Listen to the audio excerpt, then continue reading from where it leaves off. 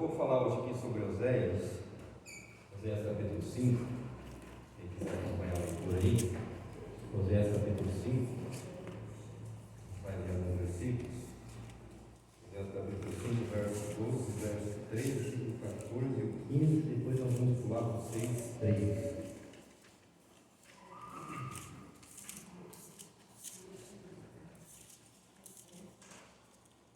Oséias capítulo 5, versículo 12 até o 15, depois o 6, verso 3, só a parte lá desse versículo.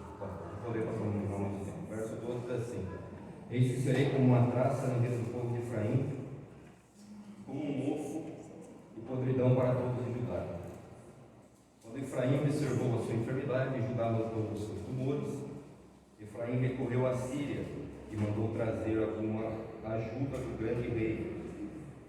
Porém ele não os pôde curar, tampouco oferecer algum remédio para as vossas chagas. 14. E serei como um leão feroz contra Efraim, e também um grande leão para com a casa de Judá. Os farei em pedaços e me retirarei.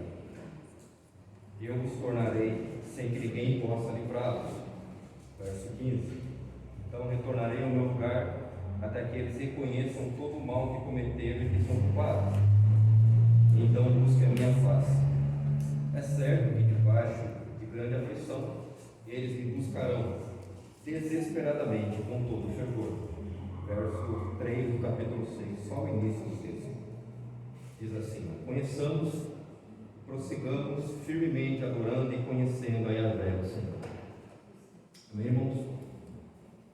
Bom, todo estudioso da palavra de Deus, que gosta de tirar um tempinho para estudar as escrituras, sabe, por exemplo, que o povo judeu, o povo israelita, viveu momentos muito gloriosos com Deus, né?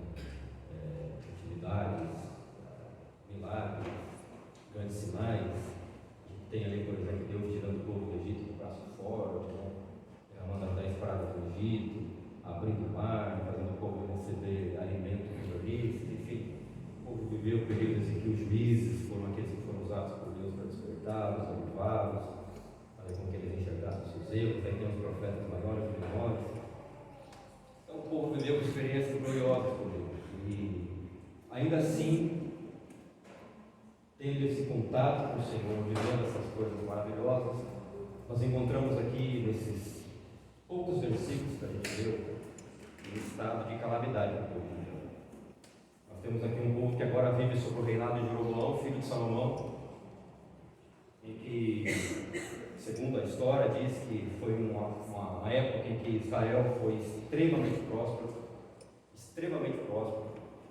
e andavam-se pelas ruas de Jerusalém e tinham ali ouro em todos os lugares,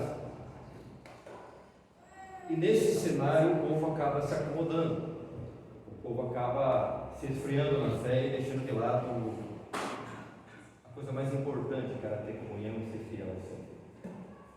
Pois bem, diante desse cenário, nós temos Deus levantando o profeta Oséias, e nesses versículos que a gente leu, a gente vê de fato Deus aqui irado com o povo e profetizando a eles algumas condições que parecem ser severas. Veja, no versículo de número 12, nós temos Deus dizendo assim: eis que serei, olha, Deus delegando para si essa responsabilidade. Eis que serei como uma traça na vida do povo de Efraim. A gente tem aqui a divisão do reino do sul e do reino do norte, irmão, mas eu não vou ficar usando isso. Eu vou falar só do povo israelita em geral, para a gente entender que Deus está falando com todo o povo no geral, não só uma tribo.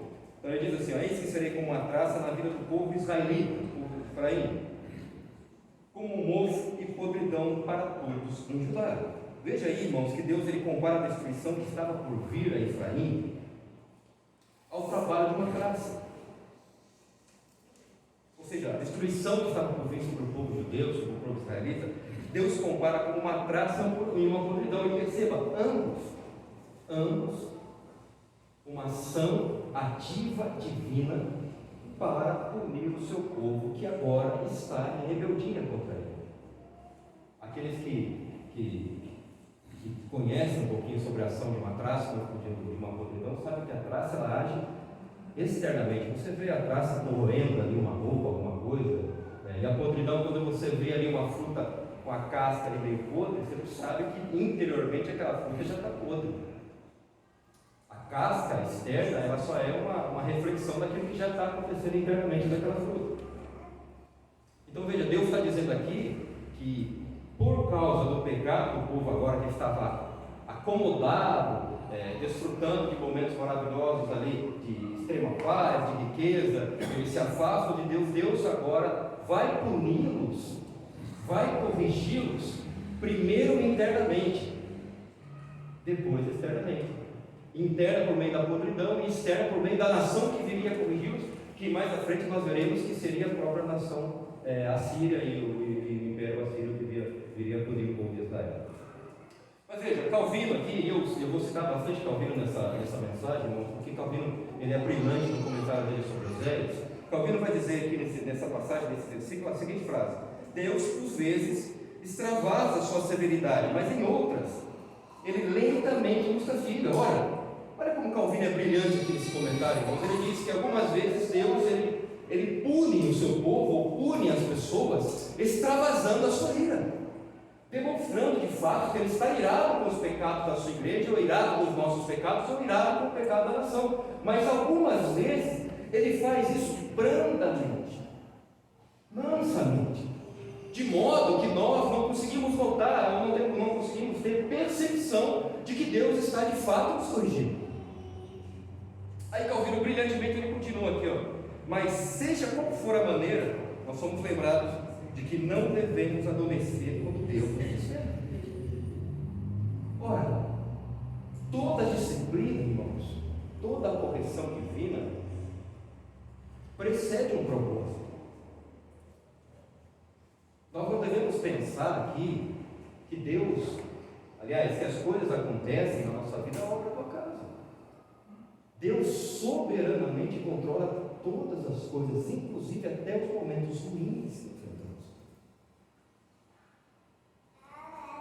E quando Deus nos corrige, nos pune, nós devemos, assim como o Calvino diz, estar sempre atentos para compreender que o que passamos ou estamos enfrentando pode ser sinal de algo oculto que nós temos contra Deus.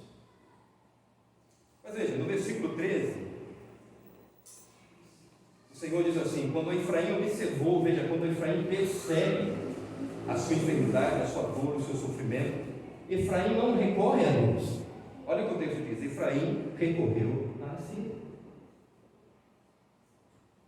Consciente dos seus problemas, Efraim não busca a Deus.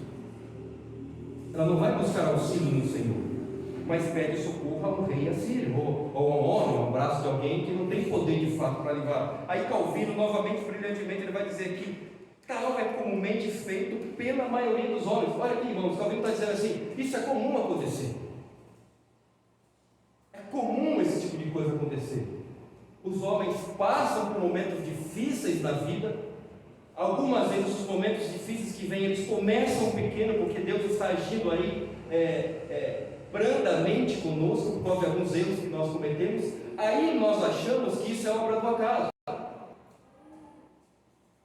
E Calvino diz que isso acontece com frequência na grande maioria dos homens. Aí ele continua: quando o Senhor trabalha brandamente conosco, nós não percebemos a sua mão.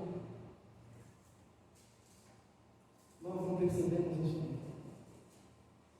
Quando Deus de fato demonstra a sua ira, a sua reprovação pelos nossos pecados, nós imediatamente, na grande maioria das vezes, nos dobramos, buscamos a Deus, rogamos o seu perdão, imploramos sua misericórdia, mas algumas vezes quando Ele age brandamente, punindo-nos aos poucos como uma traça e como uma podridão, nós acreditamos que isso é obra do acaso. E sabe o que acontece, irmãos? Veja o que Calvino diz aqui: mas pensamos que não percebemos as suas mãos, mas pensamos que os males que sucedem a nós vêm por acaso. Aí o que a gente faz? Então, como se nada tivesse a ver com Deus, procuramos remédios, voltando nossas mentes a pensamentos e a outras coisas. E ele continua: isso então é o que Deus censura no povo judeu israelita. Acreditar que o que estava acontecendo, ou o que estava para acontecer, era simples obra do acaso. não uma punição de Deus. Aí o povo, por entender que, ou acreditar que o que estava acontecendo, o que estava para acontecer, era obra do acaso, eles recorrem ao homem, ao Império Assírio, acreditando que eles iam trazer para eles algum tipo de alívio, algum tipo de socorro. E essa mesma nação, mais à frente, vai levar esse povo ao cativeiro em Deus. Agora olha aqui, irmãos, quantas vezes nós vamos fazer isso? Quantas vezes, de repente, a gente passa por um problema na nossa vida, seja ele em qual área? Espiritual, material, saúde. É óbvio que eu não posso vir aqui, vamos dizer que todo problema que nós enfrentamos é disciplina de Deus por conta de algum pecado, tudo que nós tratamos. É óbvio que algumas vezes Deus nos santifica por meio da dor e do sofrimento. É um meio eficaz que Ele usa. Mas algumas vezes o Senhor nos pune sim por alguns pecados que nós cometemos, que só nós sabemos. Só nós sabemos. E aí sabe o que a gente faz? A gente prefere achar que não é por causa dos nossos erros, a gente recorre ao homem. Procuramos um médico, um doutor, um psicólogo, um especialista, alguém que tenha alguma capacidade em alguma área, achando que ele vai de fato trazer alívio para o nosso problema. Olha aqui para mim, irmão, se é Deus nos punindo, quem é que pode impedir? Se é Deus que de fato está nos disciplinando por causa dos erros que nós cometemos, eu pergunto a você, que remédio terá eficácia para curar a tua dor, se é Ele que está permitindo a doença?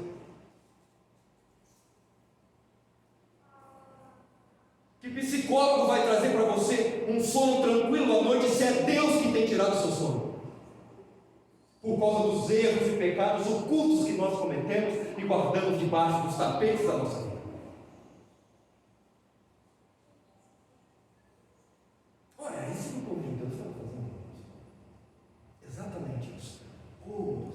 Aquela situação maravilhosa que vivia, ora, Davi foi lá e tornou Israel o maior império do mundo na época, seu filho Salomão veio e trouxe muito mais riqueza ao povo, o povo agora farto, descansa e se esquece do seu Deus e começam a pecar, e o Senhor diz agora, eu irei puni-los por terem se afastado de mim. E Calvino continua aqui, o que então Deus censura? Efraim foi à Síria e enviou ao rei Jareb pedindo socorro. Eles não retornaram a mim, mas julgaram que possuíam remédios por suas próprias mãos. Julgaram que podiam resolver os seus problemas pelos seus próprios esforços. Veja, verso de número 14.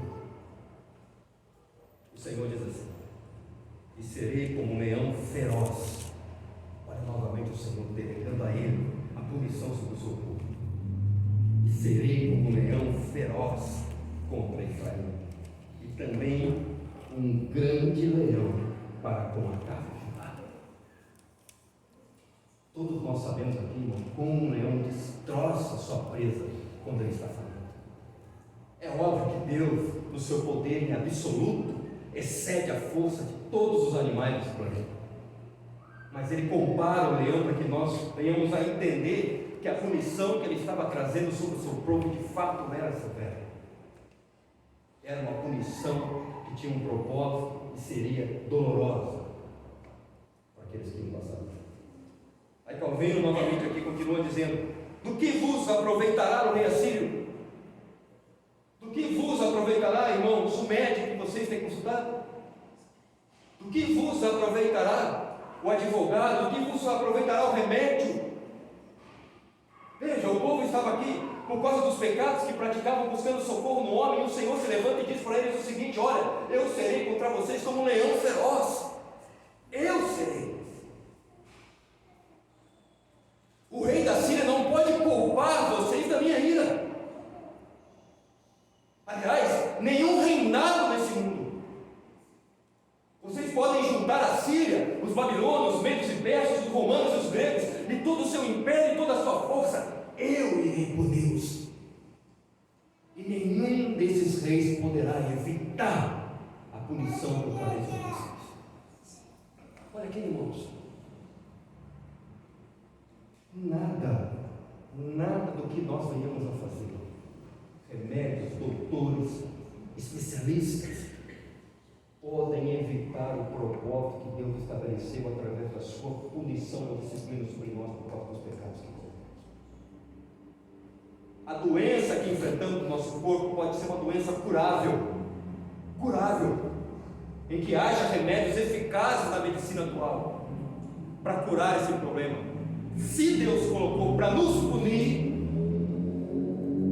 o remédio perde a eficácia enquanto nós, se esse for o meio eficaz que Deus usa para levá-los ao fim, nós não reconhecemos de fato que a situação que estamos enfrentando é por causa dos nossos pecados.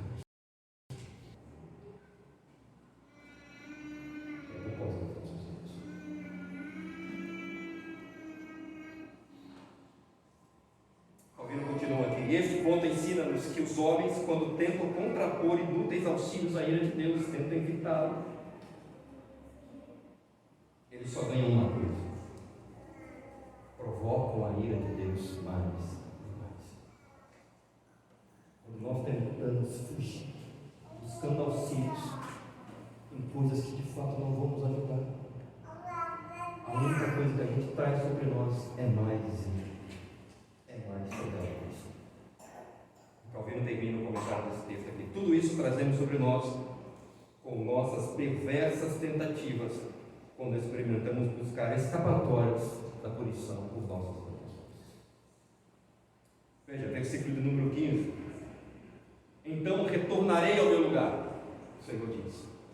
Deus assume a responsabilidade de punir o povo como uma traça, como uma podridão, como um leão faminto e feroz, por causa dos erros e da frieza do povo. E agora ele diz: após eu puni-los, eu retornarei para o meu lugar, até que, veja, a punição com propósito, até que eles reconheçam todo o mal que cometeram e que são culpados.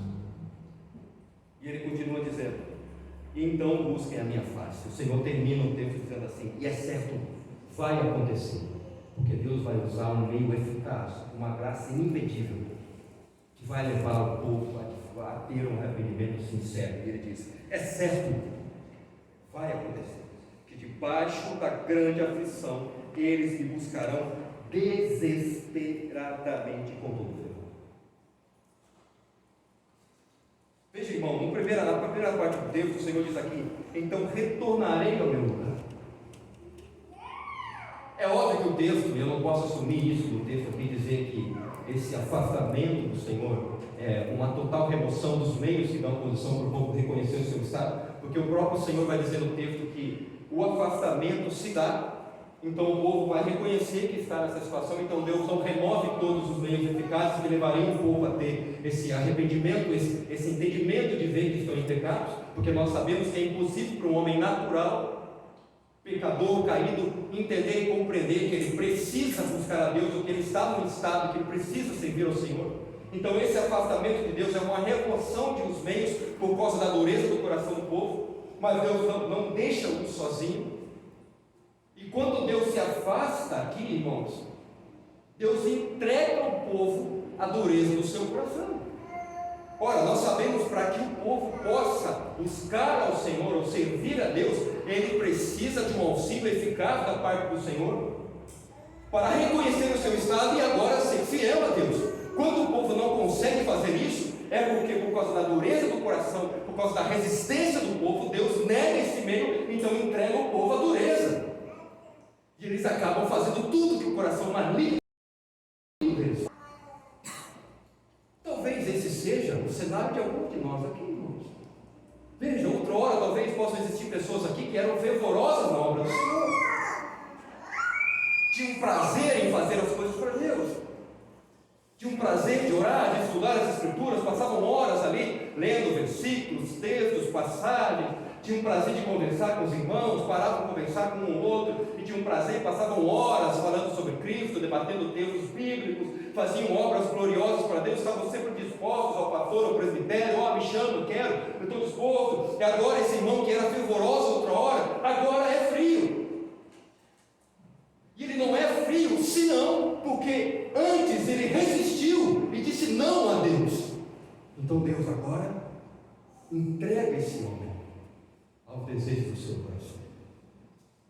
Esse afastamento O resultado desse afastamento é o povo fazer aquilo que está no seu coração.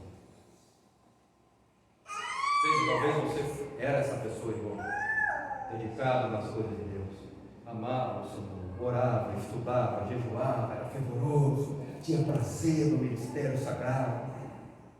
Agora você dedica tempo e esforço a coisas seculares, às coisas desse mundo. E sabe por que você faz isso? Porque Deus se afastou de você. E a única forma de você voltar a ser aquela mulher antigamente, aquele homem do passado, é você reconhecer que você está distante do Senhor e suplicar o perdão. Senhor, me ajuda! Senhor, eu era uma mulher fervorosa, amava as tuas coisas, Senhor. Eu tinha prazer de ir ao culto, tinha prazer de entrar no meu quarto e chorar aos seus pés, e jejuar, e falar com o Senhor. Falar com o Senhor é a coisa mais importante que eu tinha, Senhor. Meu Pai, eu era um homem dedicado no ministério. Tinha prazer de falar de Jesus para um pecador e perdido. Senhor, agora eu estou frio, meu coração, e você sabe disso, querido. Meu coração está preso nas coisas desse mundo. Eu não tenho mais prazer de ler ou folhear o texto bíblico, Senhor. Eu reconheço a minha debilidade. Eu reconheço o pecado. Esse é o primeiro passo. O primeiro passo é que a gente consiga voltar a ser aquele homem, aquela mulher.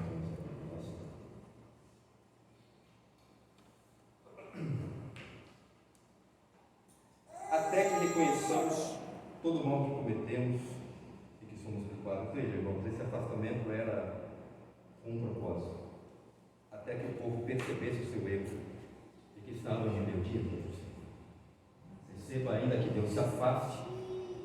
O motivo é para que nós venhamos a perceber que nós estamos em pecado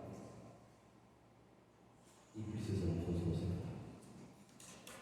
Calvino vai dizer: o primeiro passo para a cura é ser tocado com tristeza, quando percebemos que provocamos a ira divina e assim nossos pecados nos trazem Jesus.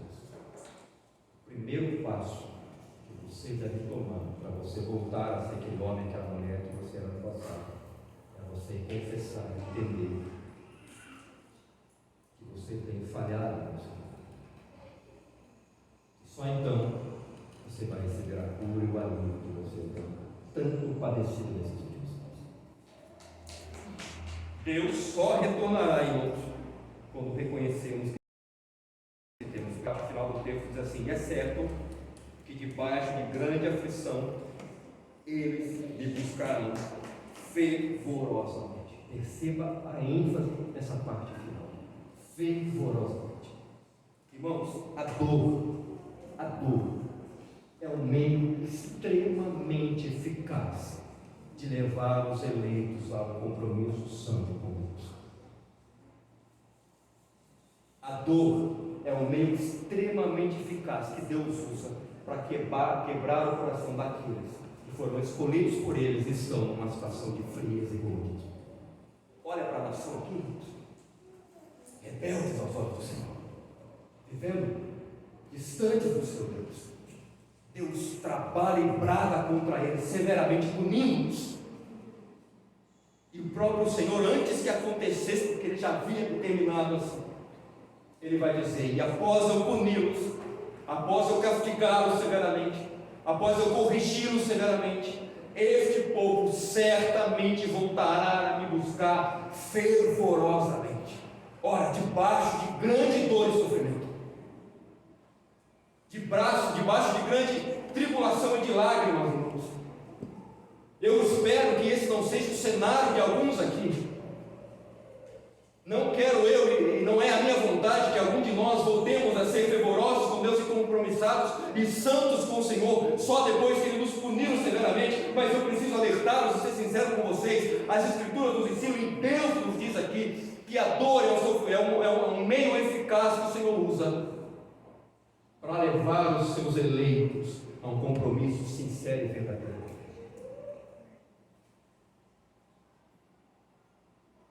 Sincero e verdadeiro. E eu espero de fato que esse não seja o caso de algum de nós.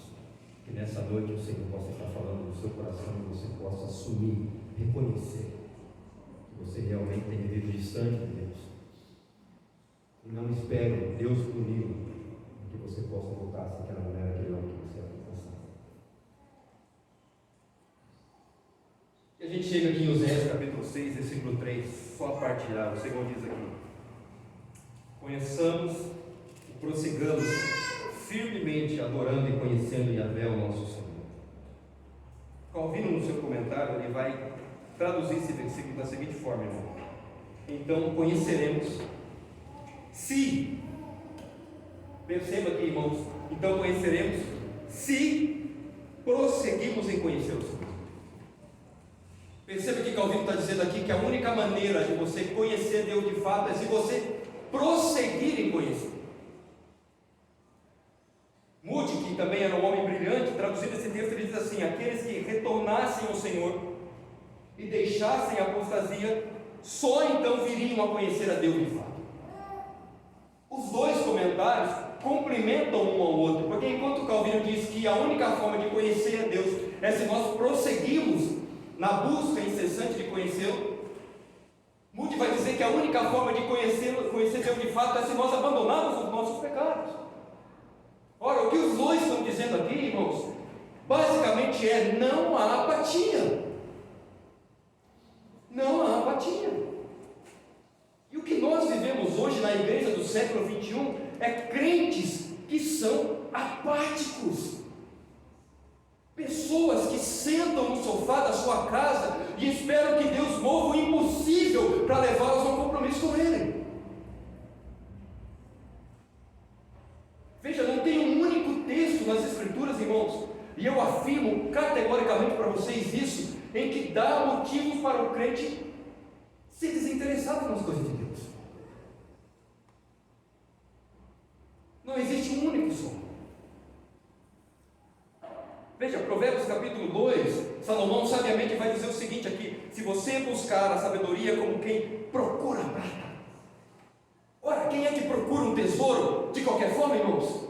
Diga para mim aqui, quem é que vai buscar um tesouro precioso, sentado no seu sofá, mexendo no WhatsApp, irmãos? Quem é que vai se encher de Deus e do conhecimento do Senhor, sentado no seu sofá, esperando que as coisas aconteçam? Com extrema sabedoria. Ninguém pode encontrar um tesouro escondido se não procurar com diligência. E ele continua: então compreenderás o que significa o temor do Senhor, e acharás o conhecimento de Deus, porquanto é o Senhor quem concede sabedoria, e da sua boca procedem a inteligência e o discernimento. Ora, me diga, como é possível, meu querido, você receber o salário do teu mês, do teu trabalho, se você não levantar e trabalhar? É possível isso acontecer, irmãos? Obviamente que não. Como é que nós vamos ter os dons do Senhor, desfrutar de uma íntima comunhão com Ele, se nós não temos interesse ou não nos esforçamos nesse processo? Nós vivemos um cenário onde que nós temos pastores, presbíteros, diáconos, membros de igreja que não têm mais esse desejo, que não tem mais esse compromisso, e quando oram 10 minutos dentro da igreja, e olha lá, meu querido, quando estudam as Escrituras somente na escola dominical ou num culto de ensino. Veja, perceba que todos esses textos nos mostram que a apatia é um claro sinal de um afastamento de Deus. Como eu disse, irmãos, não existe um cristão que foi útil na história da igreja. Um único só que foi útil, que fez coisas gloriosas para o Senhor, que foi apático, que não orava, que não estudava, que não tinha prazer nas Escrituras, que não tinha prazer numa vida de comunhão com Deus. Não tem um único só. Me mostre um, irmão, um único crente que foi fervoroso, mudou a história do país em que ele vivia, e que ele vivia sentado na sua casa e não tinha prazer nas coisas de Deus. Um único só. Não existe. Se nós queremos ser cheios do Espírito Santo, homens e mulheres que mudem o nosso trabalho, que mudem a igreja que congregamos, que os nossos sermões sejam impactantes, que as pessoas sejam comovidas pelas palavras que ministramos, porque o Espírito Santo fala para o nosso meio. É necessário que nós tenhamos os nossos joelhos no chão todos os dias. É necessário que abandonemos os nossos pecados. É necessário que vivamos uma vida de santidade, rogando a Deus que Ele nos dê os meios para que a gente alcance esse tom glorioso. E eu preciso citar para vocês aqui Mateus capítulo 6, o que diz lá no versículo de número 21, irmãos. Quem se lembra desse texto? O que o Senhor diz lá? Aonde está o teu tesouro, aí estará o teu coração. Onde está o seu tesouro, irmão? Veja, aonde está o nosso tesouro é onde dedicamos tempo, esforço, horas, dias, meses e até anos. E fazemos isso com prazer, com alegria, com satisfação. Aonde está o nosso tesouro, irmão? O que é que você está lá no teu trabalho, está lá dando 15 para 5, você fica, eu não vejo a hora de bater 5 horas para eu chegar em casa e fazer aquilo. O que é que te traz essa excitação, igreja? É chegar na tua casa e entrar no teu quarto e se dobrar diante de Deus e derramar-se em lágrimas diante dele? É você chegar na tua casa, tomar aquele banho, sentar na sua cama, no seu escritório, jogar todas as suas bíblias em cima da cama, todos os seus livros de estudo e ali passar horas conhecendo coisas que você nunca conheceu? É isso que te dá prazer? Ou é você chegar na tua casa para ligar a tua TV e ali passar horas perdendo com tempo com coisas inúteis? O que é que te dá prazer chegar na tua casa e conversar, ou ir na casa do irmão e passar horas falando de Deus, dos assuntos da Bíblia, passar horas no monte, no meio do mato, falando com Deus como se fosse um doido? Ou você tem prazer de chegar no seu serviço, tomar aquele banho e apenas relaxar no sofá e deixar que as horas passem? E o Senhor lá de braços abertos esperando você, e você recusa chamando Deus. Esse é o cenário da igreja hoje. Antigamente, o pastor que falava disso, os jovens, eles tinham prazer pelo ministério. Prazer. Porque eles entendiam que era o chamado mais glorioso que o homem tem na vida. Poder ser um dia um pastor, alguém que cuide de vida. Hoje nós vivemos uma apatia extrema nesse cenário. Pouquíssimos daqueles que têm o desejo de seguir esse ministério. Pouquíssimos. Por quê, irmãos? Porque os prazeres, os cuidados desse mundo sufocaram essa água. Sufocaram essa água. E um caminho aqui para o final, irmãos. Lendo 2 Pedro capítulo 3, verso 18, que diz assim: antes, cresçam na graça e no conhecimento do nosso Senhor e Salvador Jesus Cristo.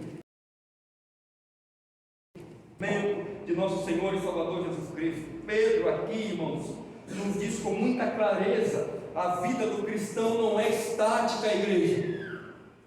Não é estática, como eu disse para vocês. Não existe crente que seja útil no reino de Deus, que não faça nada ou que não tenha interesse. Não existe um só. Não existe. Veja, Pedro vai dizer algo aqui que praticamente ele disse no capítulo 1, no verso 10 dessa mesma epístola, lá, e diz assim: portanto, irmãos, esforçai-vos com dedicação cada vez maior.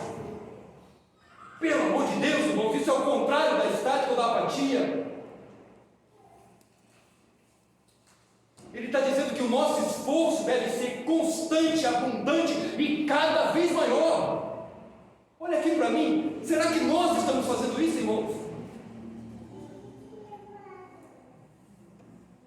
O que a gente vê é o oposto disso. As pessoas começam bem, dedicadas, esforçadas e fervorosas, mas o tempo passa. E o que acontece? Ela se esfria. Se ela tem 3 cultos na semana, ela começa em 2. Depois de um tempo, ela começa a frequentar um só. Se ela fazia visitas e pregava para pessoas, agora ela tem outras tarefas que parecem ser mais importantes do que aquelas que são no sentido de bens sobrenaturais. Olha aqui para mim, irmãos, não existe isso, irmãos. Eu preciso falar para vocês, para que a gente possa produzir bens sobrenaturais. Veja, eu não estou falando naturais, estou falando sobrenaturais. É necessário auxílio divino. Veja, se Deus nos dá auxílio para produzir um bem espiritual, como é que ele, sobrenatural, como é que ele pode ser inferior ao natural, irmãos? Como é que a gente pode dizer que é melhor ficar num sofá ou fazer qualquer coisa que seja desse mundo do que pregar e converter um perdido? Se para pregar e converter um perdido eu preciso da graça para ficar no sofá, não. É lógico que a gente precisa do auxílio natural para fazer isso, porque Deus ele nos sustenta todo o tempo. Mas como é que a gente pode compreender ou acreditar que é melhor satisfazer os desejos dessa vida depravada, imunda e caída, do que sermos santificados, dedicados aos caminhos? Se para sermos santos precisamos do auxílio de Deus, e o que significa que Ele nos dá graça todo o tempo para isso.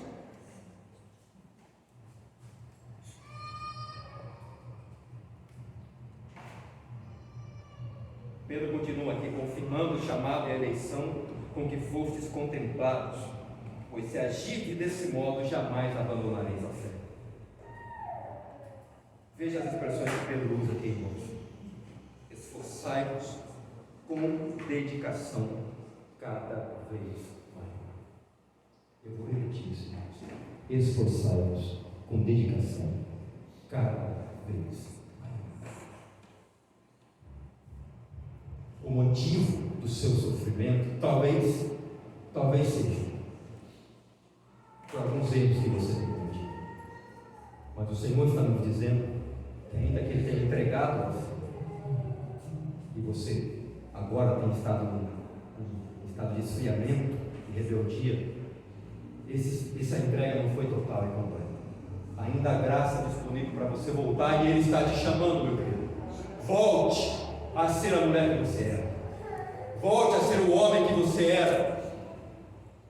E ainda esse convite que Ele te dá é um convite que te dá os meios para isso.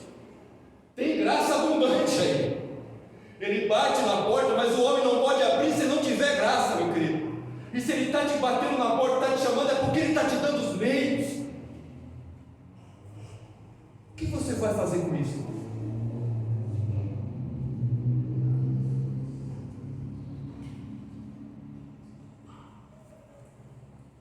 É uma resposta muito particular. Veja, irmãos, isso é completamente e absolutamente contrário à apatia. O que Pedro diz é cada vez maior, é uma progressão, permanecer. Quem lembra aqui do que Paulo disse lá em Filipenses capítulo 13, versículo 14? Prossigo para o alvo, pelo prêmio da soberana vocação de Deus em Cristo Jesus nosso Senhor. Olha o que Paulo diz, eu prossigo. Não existe apatia no Evangelho, irmãos. Não existe frieza no Evangelho. Paulo está dizendo aqui que para que ele alcance a recompensa, ele precisa perseverar, prosseguir. E Pedro vai dizer que o nosso esforço deve ser maior. A gente deve se esforçar cada vez mais. Isso demanda esforço contínuo, luta contra os interesses, contra a preguiça. Não vai ser fácil, mas o Senhor estará conosco, nos assistindo, nos ajudando, irmãos. E eu preciso ser sincero para vocês aqui: a frieza e o comodismo, meu irmão, não provém do Senhor. Não provém de Deus, mas de um coração enganado pelas coisas deste mundo. Se você ouviu em algum lugar que você pode ser um crente frio, e eu não estou dizendo aqui de dar glória a Deus, aleluia, não tem nada a ver com isso, irmãos. Eu não estou dizendo aqui que você tem que ficar aqui na igreja, aleluia, glória a Deus, levantando a mão. É óbvio que isso, se vier com o coração sincero, isso é muito bem-vindo. Mas o que eu estou dizendo aqui é que se você ouviu em algum lugar que você pode ser crente, um cristão estático, quem soprou no teu ouvido isso foi Satanás, não foi Deus. Porque eu repito para você, não existe na história da igreja, e eu falo isso com base bíblica, homens que foram úteis no reino de Deus, que foram frios e sábios. Não existe. Portanto, quando o Senhor te chamar, aceite com alegria, irmãos. Aceite com alegria, porque é um privilégio que você não merece, querido. Você não merece estar aqui. Você não merece ser chamado para fazer qualquer função, seja ele no corpo de Cristo.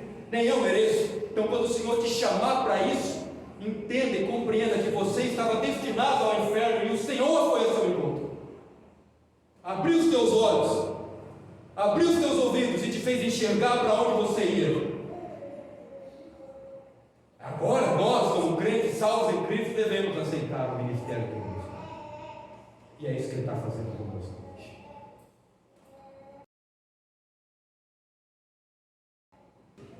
Verso número 4, que é uma resposta ao versículo 3. Quem está ali com a Bíblia aberta, o povo aí vai dizer que devem conhecer e prosseguir ao Senhor.